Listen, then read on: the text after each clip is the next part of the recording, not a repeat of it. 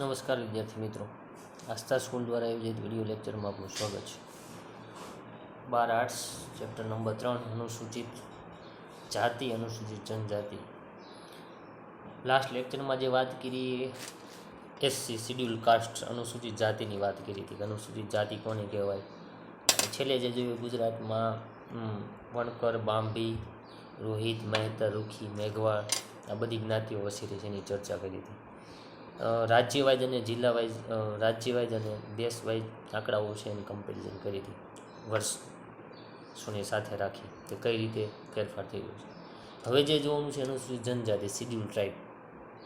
સામાન્ય રીતે આપણે એસસી, એસટી અને ઓબીસી આ શબ્દ અવારનવાર પ્રયોગીએ છીએ। તો અનુસૂચિત જનજાતિ એટલે કે અનુસૂચિત જાતિની જેમ જ બીજો સમૂહ અનુસૂચિત જનજાતિ, જેને શિડ્યુલ ટ્રાઇબ તરીકે ઓળખવામાં આવે છે। સાર્વત્રિક રીતે સમૂહ એવી વ્યાખ્યા આદિવાસી કે અનુસૂચિત જનજાતિની મળતી નથી, માટે ભિન્ન ભિન્ન પ્રકારની સમજ અને લક્ષણો આપવામાં આવે છે। આની કોઈ પરફેક્શનવાળી વ્યાખ્યા કે સમજ મળતી નથી, અને એટલા માટે છે અલગ અલગ સમજ અને લક્ષણો આપવામાં આવે છે। વિશ્વમાં સૌથી વધુ આદિવાસી ધરાવતો દેશ આફ્રિકા છે અને બીજા નંબરે છે ઇન્ડિયા છે। વિશ્વમાં સૌથી વધારે આદિવાસીની વસ્તી ધરાવતો જે દેશ છે આફ્રિકા છે, બીજા ક્રમે કોણ છે? ભારત આપણે છે। બંધારણની 342 કલમના આધારે છે અનુસૂચિત જનજાતિનું વર્ગીકરણ કરવામાં આવે છે।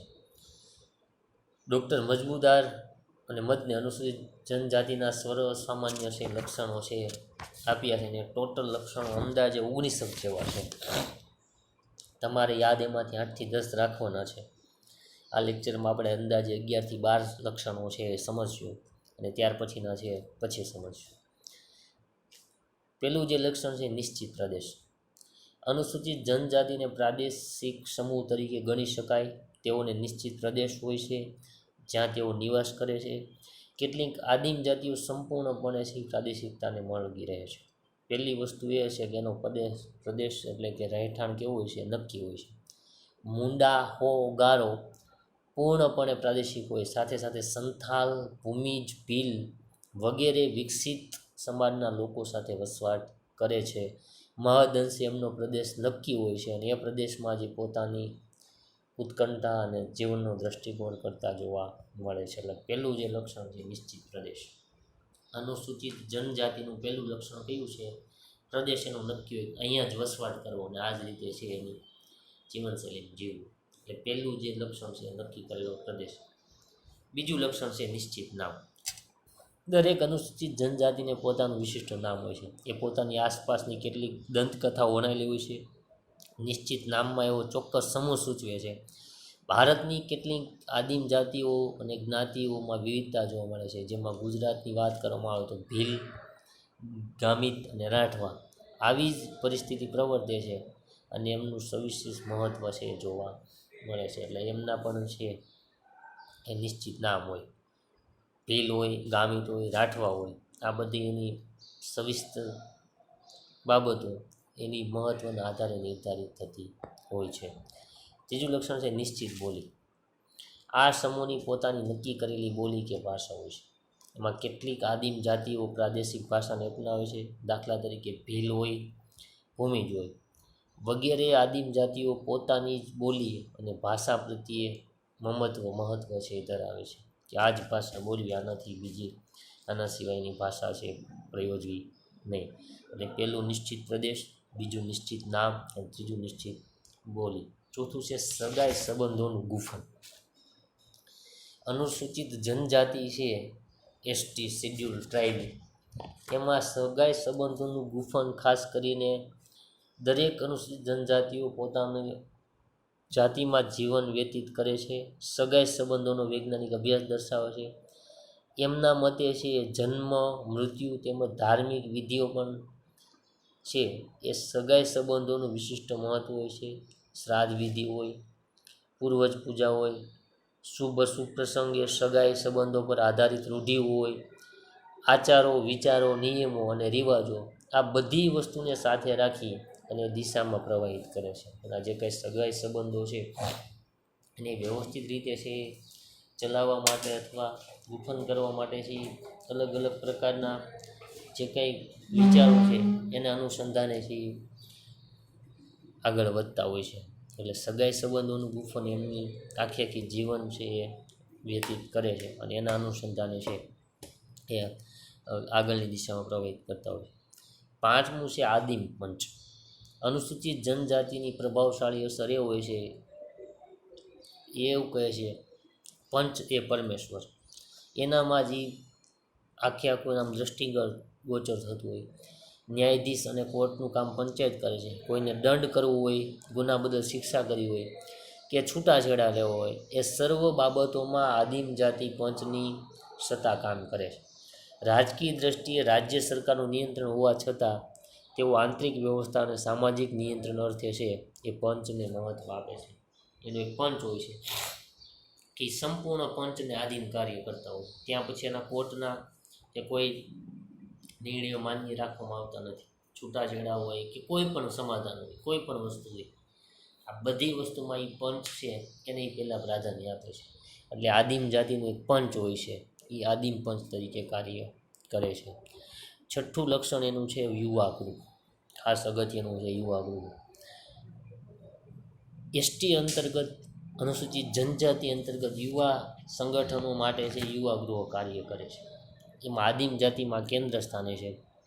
આવા સંગઠનો યુવા ગૃહો તરીકે ઓળખાય છે. બધી જ જાતિઓમાં આવા યુવા ગૃહો હોતા નથી. કેટલીક આદિમ જાતિઓ આવા યુવા ગૃહનું અસ્તિત્વ ધરાવે છે. સંયુક્ત અને વિભુક્ત યુવા ગૃહો દ્વારા આદિમ જાતિના અપરિણીત યુવક યુવતીઓનું સામાજિકરણ અને તેનું સાંસ્કૃતિક આત્મસાતીકરણ કરવામાં આવે છે. આવા યુવા ગૃહો થકી છે એ વ્યક્તિને એક તો સામાજિકરણ, સમાજ પ્રત્યે જાગૃતતા અને ખુદ પોતાની રીતે કઈ રીતે કાર્યશીલ બની શકે એવું આત્મસાત કરવામાં આવે છે. એટલે યુવા ગૃહો છે અગત્યની ભૂમિકા ભજવે છે. સાતમું છે અર્થવ્યવસ્થાનું સ્વરૂપ. તો અર્થવ્યવસ્થાનું સ્વરૂપ છે એ વિકસિત સમાજો કરતાં ઓછું વિકસિત હોય છે. શાહુકારો ઉપરાંત બેંક વ્યવસ્થા દ્વારા એમને ધિરાણ છે એ મળતું હોય છે. શાહુકારો એમને વ્યાજબે પૈસા આપે છે અથવા બેંક એને આપે છે કે જેનાથી એનું ગુજરાન ચલાવી શકાય. એટલે એનું અર્થવ્યવસ્થાનું સ્વરૂપ કેવું હોય છે? સામાન્ય હોય છે. અદૃશ્ય શક્તિઓ એનું સૌથી વધારે શ્રદ્ધાઓનું લક્ષણ છે. અનુસૂચિત જનજાતિ છે એ અદૃશ્ય અને અલૌકિક શક્તિમાં શ્રદ્ધા ધરાવે છે. ટોટેમ સાથે પોતાની આદિમ જાતિઓનો અલૌકિક શબ્દ છે તેઓ માને છે. માન્યતાની આસપાસ અનેક માન્યતાઓ અને વહેમોની વણી લે છે. અંધશ્રદ્ધાને બહુ પોષણ આપે છે. શામન, બળવો કે ભગત જેવી ચમત્કારી વ્યક્તિત્વ ધરાવતી વ્યક્તિઓના પર વિશિષ્ટ પ્રાધાન્ય જોવા મળે છે. શામન, બળવો અને એની સાથે ટોટેમવાદને વધારે મહત્ત્વ આપે છે અને એવા વ્યક્તિઓ ઉપર એનું પ્રાધાન્ય છે એ જોવા મળે છે. એટલે અદૃશ્ય શક્તિઓમાં ખૂબ શ્રદ્ધા ધરાવે છે.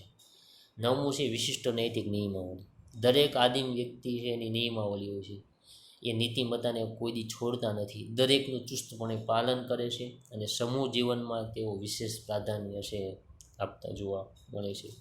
નિયમાવલી હોય છે અને એ નિયમાવલીને જે સંપૂર્ણ રીતે અનુસરે છે અને એ અનુસરણના આધારે એ પોતાની સંપૂર્ણ જે કંઈ જીવનશૈલી છે એને છે આગળ વધારે છે અને એની નિયમાવલી છે.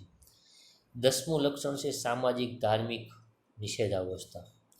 આ જાતિમાં છે ધાર્મિક ક્ષેત્રે અનેક નિષેધોનું પાલન કરવાનું છે.